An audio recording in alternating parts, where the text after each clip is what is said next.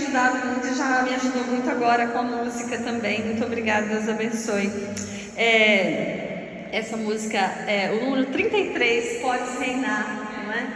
Vocês cantarem o número 33 é muito simbólico para nós cristãos. Por que será? Foi a idade que Cristo se doou na cruz por nós, com a sua generosidade, que é o que nós estamos falando, a generosidade de Cristo. E também é a idade que eu perdi um amigo esse ano, lá em Londres, que é filho, né? Era filho de uma amiga do grupo de amigos da Canção Nova. Ele morreu com 33 anos. E eu acredito muito forte assim nessa palavra do Papa João Paulo II, dos santos de, quem sabe? Isso também, mas os santos jovens, né, que usam o quê? Calça jeans. Então eu acredito muito nisso, que o meu irmão Mateus foi chamado à santidade. Então é isso que nos consola, como a Gislane foi dizendo, que a gente ora pelos mortos, mas nós acreditamos no Jesus vivo, no Jesus ressuscitado, no Jesus eucarístico, no Jesus que nos leva à vida eterna, ao reino de Deus. Vocês sabem que os protestantes, eles usam a cruz, e a diferença assim da nossa é que eles não usam o Cristo, a imagem do Cristo na cruz. E nós temos essa imagem. Uma das coisas que mais me chamam a atenção aqui nessa igreja é essa cruz. Quando eu olho para ela me ajuda a orar, me ajuda a meditar, me ajuda a ver a generosidade de Cristo, não é? Então assim, a minha amiga está sofrendo, assim como as irmãs do Mateus, assim como muitos de vocês, com alguma perda. Talvez não é a perda de um ente querido, de um amigo, mas tantas perdas que às vezes a gente tem na nossa vida. Mas diante de tudo isso, é importante nós sabermos que aqui é só uma passagem, não é? Nós temos que crer nessa generosidade de Cristo, que nos convida à vida eterna. E Cristo, Ele tem sido generoso comigo. Como eu disse para vocês, foi tudo providência. Eu vim morar aqui em Portugal, era uma coisa que talvez não poderia acontecer. Então, isso também é uma generosidade de Cristo comigo, com o meu caminho vocacional. Agora eu gostaria de perguntar para você: Cristo tem sido generoso com você? Então vamos sorrir, e pense nisso. Cristo tem sido generoso comigo. Fala para você, coloca a mão assim no seu coração e fala: Cristo tem sido generoso comigo. E se você ainda não acredita nisso, é só olhar para essa cruz. E foi muito bem o que a Gislane falou, que quando a gente olha para essa cruz e a gente, então eu vou ficar triste, não é isso, a gente sente assim a emoção, mas ao mesmo tempo é saber que essa cruz, gente, Jesus foi lá nos fins, lá nos infernos para buscar, para trazer os seus filhos, não é? Jesus nos dá a vida eterna. Olha que presente maior, que marido nenhum pode te dar, filho nenhum pode te dar. Eu tive 3 abortos espontâneos e, como eu disse, eu tenho minha filhinha adotada, e é uma graça de Deus. Mas essa vida eterna, o seu filho não pode te dar, o seu filho não pode te dar, o seu amigo, a sua amiga não pode te dar. Quem te dá essa vida eterna é esse Senhor generoso, é Cristo. E eu amo. Você o ama? Então fala aí para a pessoa que está do seu lado de novo, com fé: Cristo tem sido generoso comigo. Cristo tem sido generoso comigo. Isso é um testemunho, você vai entender por que eu estou dizendo isso. Quem é o Cristo? Quem é Cristo? Deus. E como nós o chamamos? O nome dele, Jesus. Então Cristo, Ele é o ungido. Cristo é uma palavra grega que significa em hebraico o Messias, não é? Então Cristo em grego, quando a gente olha para o Cristo, nós estamos olhando para o Messias, porque os judeus estavam esperando um Messias, o Cristo. E o que quer dizer esse Cristo, esse Messias? Quer dizer ungido. Quem é ungido? Quem normalmente é ungido? O sacerdote, os reis. Mas você foi bem na crise, a professora, a catequista foi boa. Isso mesmo. Quem é ungido? Os reis, os sacerdotes e profetas. Então Cristo, Jesus, é esse rei esperado. Por quê? O povo judeu, eles tiveram alguns reis, mas teve um rei em particular que foi um grande rei, que é o rei Davi. Então eles, depois de ter aquele reino glorioso, e depois aqueles outros reis que deixaram também a desejar, não é? Idolatrando, até mesmo um grande sábio como Salomão, esse povo, por conta de toda a idolatria, por conta do seu pecado, porque Deus é justo, Deus nos ama, é generoso, mas Ele é justo. Jerusalém cai, não é? E aí esse povo fica esperando o Cristo, esse novo rei, esse Messias que virá e que trará de volta a glória para Israel. E aí, eles esperando esse rei, esse Davi. Vocês sabem que Davi matou muitos, não é? Saul matou menos, né? E por isso Davi teve complicações. Só que assim, Davi não pôde nem sequer construir o templo do Senhor. Qual foi o motivo? Vocês lembram? Gente, que esse menino? Porque ele tinha sangue nas mãos, não era? E aí, aquele povo está esperando o rei todo-poderoso, ungido. E quem que chega? Montado num burrinho. Quem que chega? Jesus. E o que acontece com esse ungido, com esse Cristo? Olha lá em cima. Gente, o que era ser crucificado?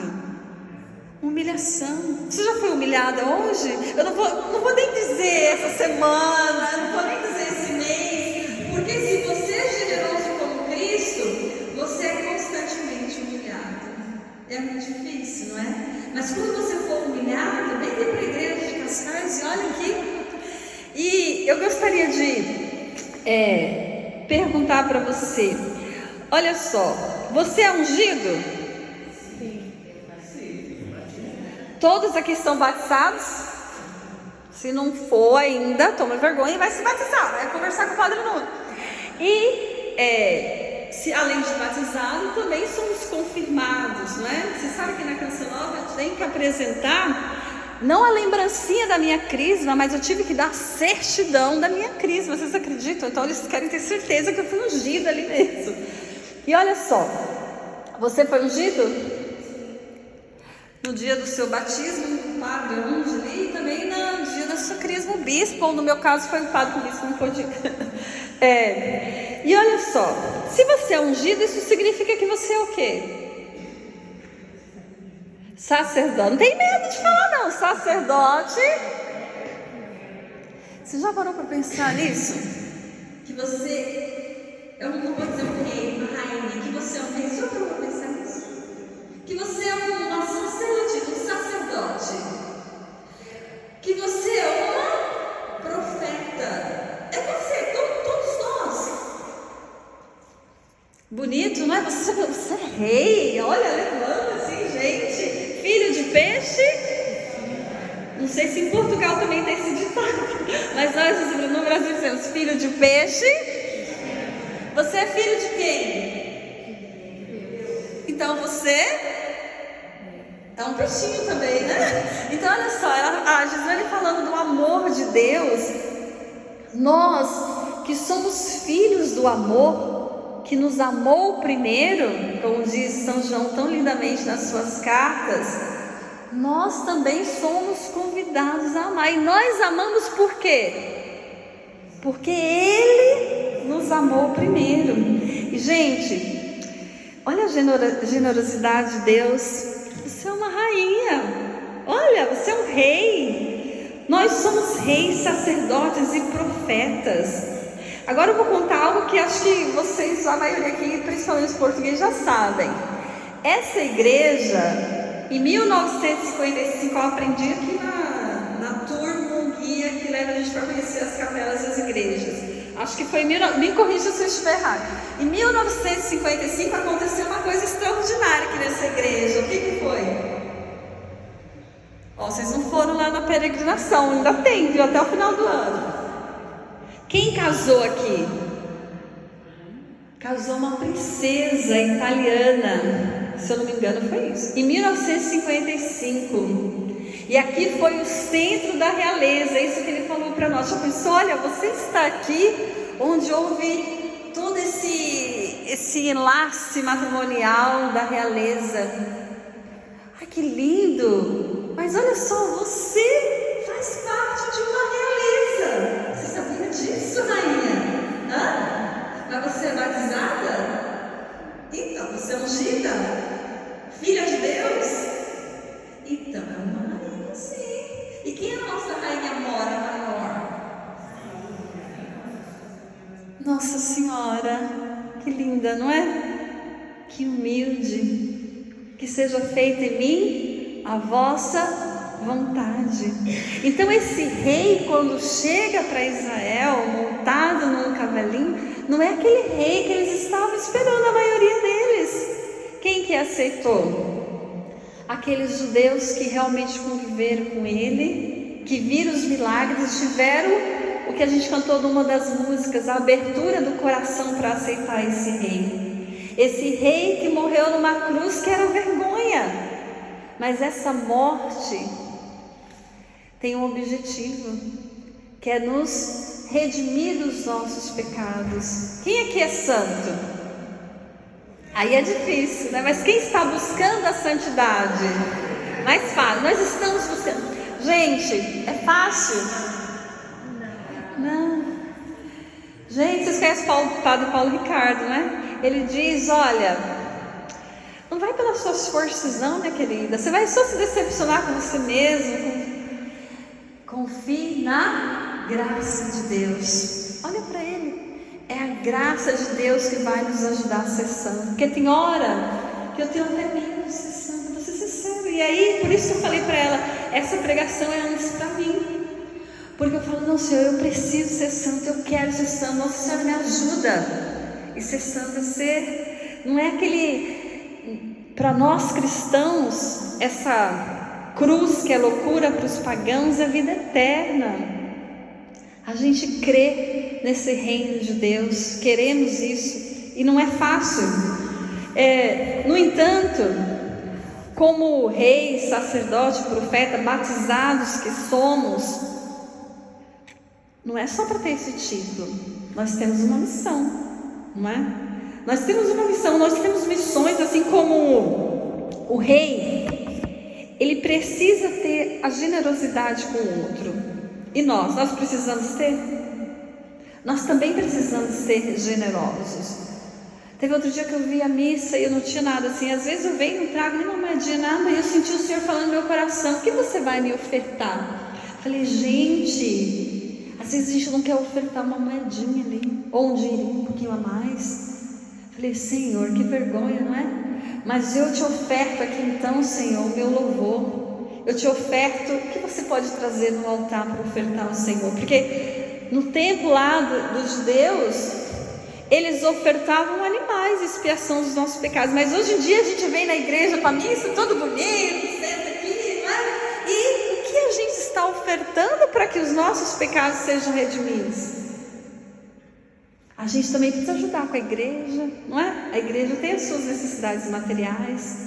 E a gente também precisa ofertar a Deus aquilo que nós temos, nós mesmos, a nossa missão. Olha, ela não está bem hoje, a gente conhece ela toda animada sempre, ela não está bem hoje. pessoas de Deus.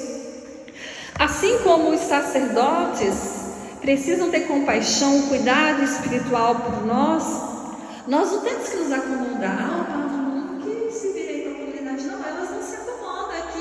O pessoal está aqui fazendo esse grupo de oração para que nossa espiritualidade floresça. Gente, vocês são maravilhosos. A maioria veio à missa e ficou aqui para orar. Gente, é bom, não é? Como a gente sai revitalizado quando a gente realmente abre o nosso coração. Nós somos profetas, e se somos profetas, precisamos anunciar o reino de Deus. Ai, Mônica, mas você está querendo agora que eu vou pregar também? Eu não tenho jeito. Gente, cada um é chamado a algo, a um dom. Talvez você não precise vir pregar, e talvez você precise, sim, tem que tomar vergonha e vir ajudar mais aqui no grupo de oração, não é? Você que tão bem catequizado, né? Tem que pregar também. A gente na nossa paróquia, nos inícios que a gente começou a participar na renovação, tinha meninos de 13 anos que já vinha fazer a formação da pregação e já começava a pregar. E cada pregação linda, nós ficávamos ali um torcendo pelo outro, um ouvindo o outro, e ali a gente crescia naquela fé carismática. E olha só, às vezes quem você precisa ajudar na espiritualidade, ou às vezes quem você precisa profetizar, é alguém muito perto de você, no seu trabalho, na sua casa. E não muito com palavras, mas mais com o seu testemunho, porque às vezes os nossos parentes já não aguentam mais, né? Ai, mas que chato que você é, só ficar falando isso, não é? E também, olha para você, para a sua vida. A primeira vez que eu fui entrar na Canção Nova, minha mãe: o que você vai fazer na Canção Nova? Brigando desse jeito com a sua irmã, não é?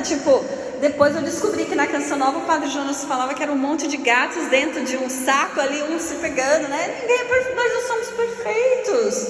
Nós somos pecadores. Perfeita, santa é a igreja que nós estamos aqui buscando, não é? Essa nossa caminhada para o céu. Eu gostaria de partilhar com vocês Lucas capítulo 8, versículo 16. Essa palavra, enquanto vocês pegam compartilhando com vocês testemunhando, Lucas capítulo 8, versículo 16. Quando eu vi essa palavra, eu falei: ai, Deus está falando mesmo comigo nessa pregação, nessa intercessão desse grupo de oração. Quando eu tinha uns 18, 19 anos, eu fui coordenadora de grupo de jovens, e eu comecei a ler na igreja, e uma das primeiras leituras que eu fiz foi essa leitura, e eu senti que Deus falou comigo, mostrando aqui, olha, quando eu li, eu vi, gente, eu preciso ser luz, eu preciso evangelizar. Então olha só, ninguém acende uma lâmpada e a cobre com um vaso, ou a põe debaixo da cama. Reis, sacerdotes e profetas, o que acontece com a sua luz? Ela tem que ser posta sobre um castiçal para iluminar os que entram. Você está iluminando os que entram? Eu estou dando umas falhas, estou precisando me converter mais, muito. Que Deus me ajude, ore por mim. Porque não há coisa oculta que não acabe por se manifestar, nem secreta que não venha a ser descoberta. Onde eu vou? Eu frequento lugares que a igreja desaconselha. Por exemplo, ciganos, feitiçarias, bruxas. Eu vou querer, peraí, eu gosto de ser católica, eu comungo, mas eu vou ali saber o meu futuro, eu vou ali checar o meu horóscopo, eu vou lá fazer aquela, no Brasil a gente fala mandiga, né? Então, esses lugares ocultos não agradam a Deus. Ou o que eu ando falando. E isso é uma das coisas que eu tenho que me policiar, porque às vezes eu vou falando muito, tudo. Quando você vê vocês já ouviram falar no Moisés Rocha? O Moisés Rocha uma vez veio pregar em Londres e eu fui a guia turística dele, né? Ele olhou pra mim uma hora e falou assim: ai, mas você não serve pra andar comigo não. Aí eu falei assim, aí eu dei risada, né? E por que ele falou isso? Porque ele falava as histórias que ele andava em umas cidades e os maçons perseguiam ele, e era uma coisa difícil, ele correndo ali e tal, um perigo, ele às vezes não podia nem pregar ali naquela cidade. Eu falei: Moisés, toma cuidado, igual Pedro para Jesus, né? Toma cuidado, você tem filho. Você não serve para andar comigo, não. Assim que ele falou. E aquilo ali foi uma lição para mim, não é? O que eu falo, o que eu faço, eu estou realmente exercendo esse meu chamado de rei, de profeta, de sacerdote, de ungido, de batizado. A profecia, a Gislaine já falou, de não ter medo do mal. E eu gostaria de dar um testemunho em relação a essa profecia. Quando eu tinha mais ou menos uns 22, por aí, eu estava assistindo a Canção Nova com a minha mãe, almoçando. E a Luzia, Santiago e o Padre Jonas estavam pregando, né, na Canção Nova, e eles estavam falando sobre pescadores de homens, sobre chamado. E naquela hora que eles pregavam, eu comendo, um fenômeno aconteceu. O garfo ficou grudado aqui no céu da minha boca. Vocês já tiveram essa experiência, alguém aqui? Pois só eu queria tanto que alguém falasse, mas isso já aconteceu comigo também. O garfo ficou grudado aqui no céu da minha boca. E não saía, e eu tive que chamar a minha mãe. Aí minha mãe veio, puxou, já desesperada, e tirou o garfo da minha boca. O que foi aquilo? Eu nunca soube direito o que era aquilo. E agora, nessa terceira vez que eu estou fazendo o caminho vocacional, uma irmã da Canção Nova, Leia, Mônica, querendo dizer assim, sabe quando Saul, ele vai ser ungido rei, ele fica andando para lá e para cá atrás das jumentinhas, sendo que Deus está ali para consagrar rei? Eu falo, Mônica, minha filha, você não sabe como que eu, para pescar, às vezes a pessoa pega esse gancho e puxa o peixe. Foi isso que Deus fez com você. Gente, às vezes é difícil para entender. Aquilo caiu assim. Tem uma palavra também que foi colocada aqui no grupo de oração sobre Gálatas, capítulo 6, versículo do 9 ao 10. Essa eu vou ter que pegar aqui. Gálatas, as cartas aí do nosso querido São Paulo, capítulo 6, versículo de 9 a 10.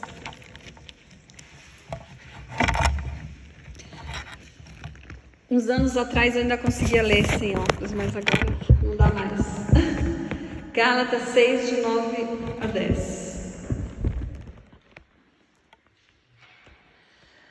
Não esmoreçamos. Vamos já parar aí. Quando a gente fica falando de toda essa missão que a gente precisa, já dá um desânimo, não é?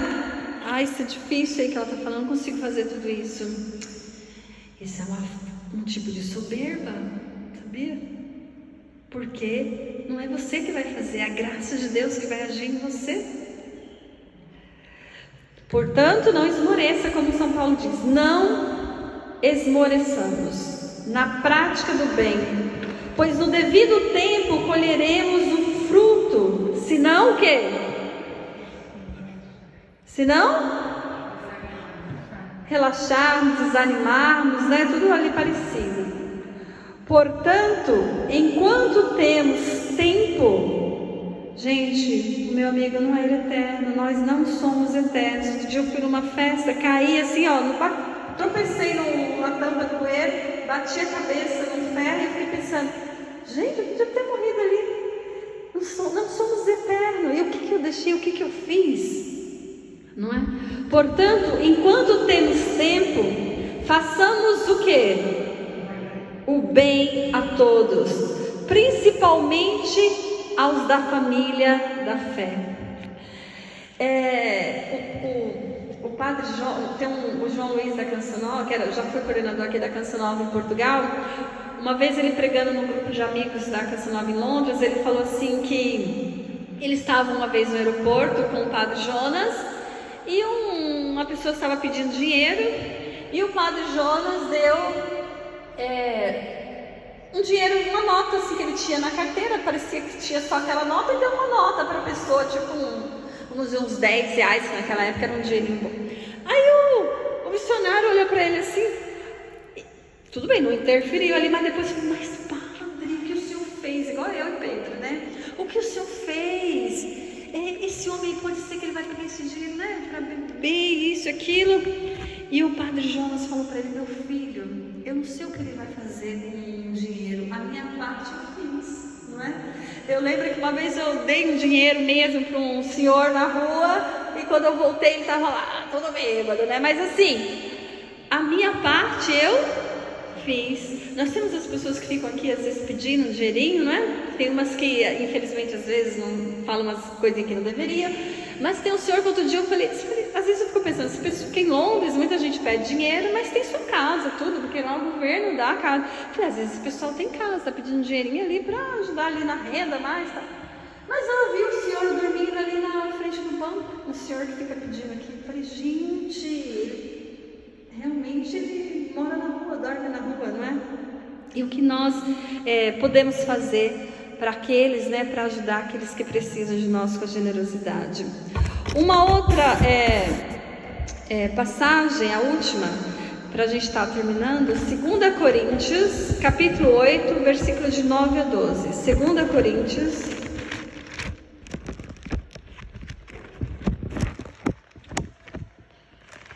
8, de 9 a 12. Certamente conheceis a generosidade de nosso Senhor Jesus Cristo. De rico que era, tornou-se pobre por causa de vós. Gente, ele era rico, não é? Disse para Pedro, para pagar o imposto, o que ele falou? Vai lá no peixe, pega o quê? Pega uma moedinha de ouro. Ele era rico, gente. Mas ele se tornou pobre por causa da nossa pobreza, dos nossos pecados, para que vos tornem ricos por sua pobreza. Eis a minha opinião: convém participardes nesta obra, porquanto desde o ano passado não somente tivestes a iniciativa de empreendê-la, mas também fostes os primeiros a desejá-la. Agora, pois, acabai de realizá-la. O que Deus está querendo dizer, eu creio, para nós aqui hoje, não para com esse grupo de oração, ajuda. Seja uma profeta, um rei, uma profetisa aqui nesse grupo também. Assim, aos vossos propósitos corresponderá a completa realização de acordo com os nossos recursos. De fato, quando existe a boa vontade, a gente só precisa abrir o coração, gente, o resto é Deus que faz. Ela é bem aceita com aquilo que se tem. Não se exige o que não se tem. Não se trata de vós pôr em aperto para aliviar os outros. Aqui São Paulo está nos convidando ali, convidando a comunidade a ser generosa. E de alguma forma o Senhor está dizendo para nós que nós também precisamos ser generosos.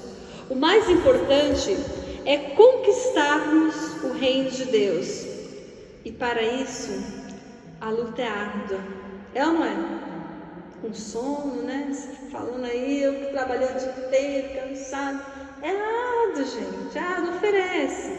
Eu não vou fazer igual São Paulo, não, que o menino caiu lá, né? Orou. A luta é árdua, porém imensamente válida. Mais do que qualquer tesouro ou dom na face da terra. A gente pode ter qualquer dom. Posso falar em outras línguas, orar em línguas, posso fazer milagres, posso curar aqui a minha irmã, posso fazer o que for, profetizar.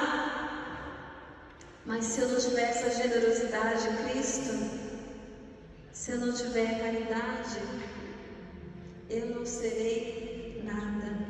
Tenha caridade com você mesmo, se ame. Tenha caridade com o seu irmão. Tenha caridade com aquele que está nas drogas. Ou já orando com a música, cantando. Tenha caridade. Se você quiser fechar os seus olhos, ou se você quiser... como você se sentir, como o Padre nos disse hoje na missa.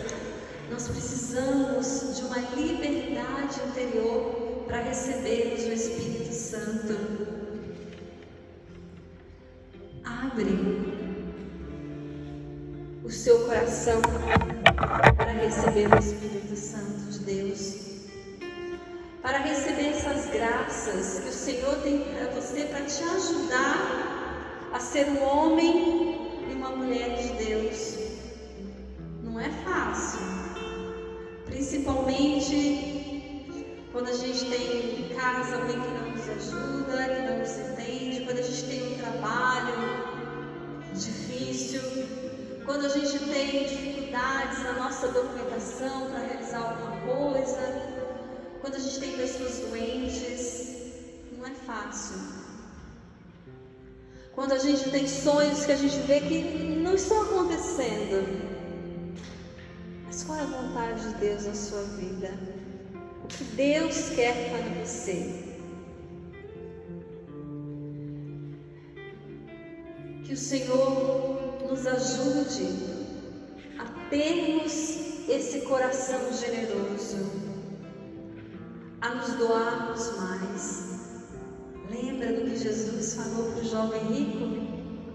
Vai, vende tudo, dá aos pobres e serás perfeito. O que o Senhor convida você a vender hoje? O que o Senhor convida você hoje a dar? Talvez seja aquele pecadinho de estimação. Talvez seja uma arrogância, uma soberba. O que o Senhor pede você hoje a entregar na graça dEle? Senhor, eu não sou nada. Como diz Santo Agostinho falando do Salmo. Quem é o homem para que Deus olhe para ele? Quem sou eu para que Deus olhe para mim? Eu sou um peixinho, eu sou uma filha de Deus, eu sou um rei, uma rainha, um sacerdote, um profeta, porque eu sou ungido, porque eu sou batizado,